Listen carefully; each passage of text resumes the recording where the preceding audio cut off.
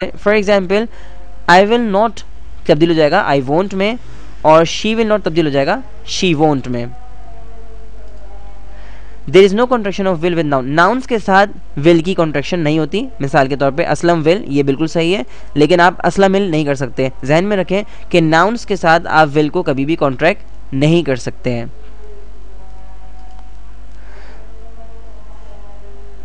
अच्छा जी, अब हम एक बहुत ही अहम चीज़ पर नज़र डालते हैं, और वो ये है कि हम विल का इस्तेमाल करें या शैल का इस्तेमाल करें।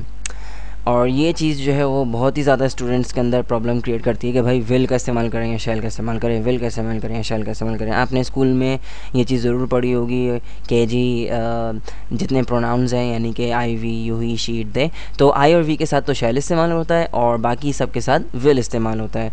ये चीज़ आपने ज़रूर सीखी होगी, और अगर नहीं सीखी तो खैर मैं भी आपको ये बात बता रहा हूँ।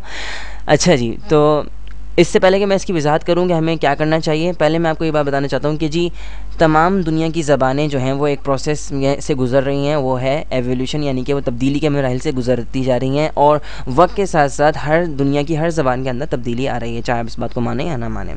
अब जो लोग जो है वो यानी कि अंग्रेज़ी बोला करते थे 100 साल पहले, तो अब जो 100 साल के बाद जो लोग अंग्रेज़ी बोल रहे हैं वो उस अंग्रेज़ी से बहुत ज़्यादा मुख्तलिफ है जो अंग्रेज़ी लोग 100 साल पहले बोला करते थे। बिल्कुल इसकी मिसाल इसी तरीके से है कि जो लोग उर्दू बोला करते थे, यानी 100 साल पहले जो लोग उर्दू जिस तरीके से बोला करते थे और उसका क्या तर्ज़ अमल था उर्दू का, वो और अब के लोगों का अगर मुवाज़ना किया जाए कि वो किस तरीके से उर्दू बोलते हैं, तो वो तो बहुत ही तब्दील है। तो हर ज़बान जो है वो तब्दीली के मराहिल से गुज़रती जा रही है, और लोगों के बोलने के तरीके में तब्दीली आती जा रही है, और ये चीज़ दुनिया की हर ज़बान के अंदर मौजूद है। ऐसा नहीं कह सकते आप कि जी 50 साल पहले जो लोग उर्दू बोलते थे अब 50 साल के बाद भी वैसी ही बिल्कुल उर्दू बोली जाती है, या अंग्रेज़ी जब 50-100 साल पहले जो लोग अंग्रेज़ी जिस तरह बोलते थे बिल्कुल उसी तर्ज पर अब भी अंग्रेज़ी बोली जाती है। नहीं, हर ज़बान के अंदर वक्त के साथ साथ तब्दीली आती रहती है। मैं यानी कि मैं कवायद की बात नहीं कर रहा, मैं इस्तेमाल की बात कर रहा हूँ कि इस्तेमाल में तब्दीली आती रहती है, समझ रहे हैं, और ऐसा हर ज़बान के अंदर है।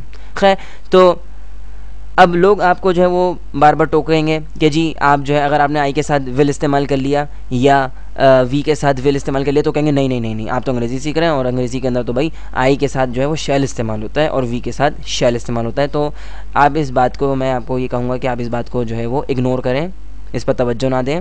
वो इसलिए कि हम लोग इस बात को नहीं समझते, वो वही पिछली पुरानी बातों के पीछे हाथ धो के पड़ रहते हैं। और मैं आपको एक बात बताना चाहता हूँ ये कि अभी भी यानी कि बहुत सारे टीचर्स ऐसे हैं जो ये कहते हैं भाई तमाम प्रोनाउंस के साथ विल इस्तेमाल हो सकता है, और ऐसे टीचर्स भी मौजूद हैं जो कहते हैं नहीं कि आई और वी के साथ शैल इस्तेमाल होगा और बाकी सब के साथ विल। तो ये एक अजीब सी जो यानी कि चीज़ है कि जी ये मसला तो चल रहा है टीचर्स के दरमियान में भी, ये चीज़ चल रही है। बहुत से टीचर्स इस बात को मानते हैं, बहुत से टीचर्स इस बात को नहीं मानते। अब हमारा मसला है कि भाई हम किस बात को माने। मैं आपको कहूँगा कि आप सबके साथ विल इस्तेमाल कर लें, ये मेरा पर्सनल ओपिनियन है, और बहुत सारे टीचर्स इस बात को मानते हैं और लोग इस तरह इस्तेमाल करते हैं। इसकी सबसे बड़ी वजह ये है, यानी अगर आप अंग्रेज़ों को सुनेंगे तो आप ऐसा नहीं सुनेंगे कि वो आई और वी के साथ तो शैल इस्तेमाल कर रहे हैं और बाकी सबके साथ वो विल इस्तेमाल कर रहे हैं, ऐसा नहीं है। वो सबके साथ जो है वो विल इस्तेमाल करते हैं और करते रहते हैं, और आप भी कर सकते हैं।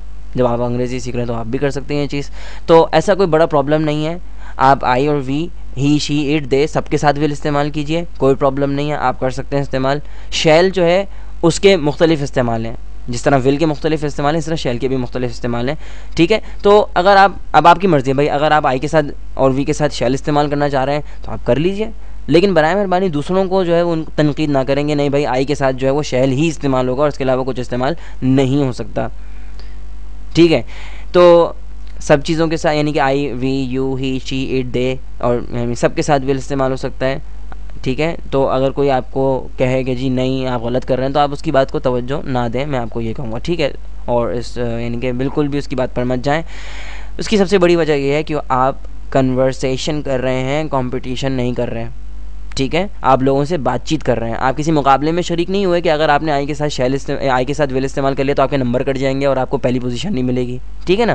तो जहन में रखें कि यू आर टॉकिंग, आप बात कर रहे हैं, यू आर कन्वर्सिंग, आप लोगों से बात कर रहे हैं, आप कंपटीशन नहीं करने गए। जब आप किसी दुकान वाले के पास गए या कहीं आप बाहर जाके लोगों से बात कर रहे हैं तो आप उनसे बातचीत कर रहे हैं, आप उनसे मुकाबला नहीं कर रहे हैं वहाँ पर जाके।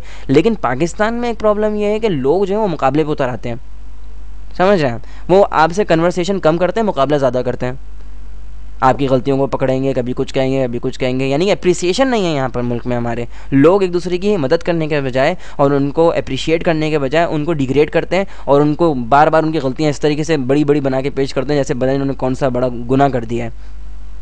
तो ज़हन में रखें कि आप सबके साथ विल को इस्तेमाल करें, ठीक है, कोई प्रॉब्लम नहीं है। आप कन्वर्सेशन कर रहे हैं, बात कर रहे हैं और कोई आपको ये नहीं कहेगा जी आप गलत कर रहे हैं, ठीक है। और अगर कोई ऐसा कहता भी है कि जी नहीं आई और वी के साथ शैल ही इस्तेमाल करना है, तो आप एक कान से सुने और दूसरे कान से उस बात को निकाल दें, ठीक है।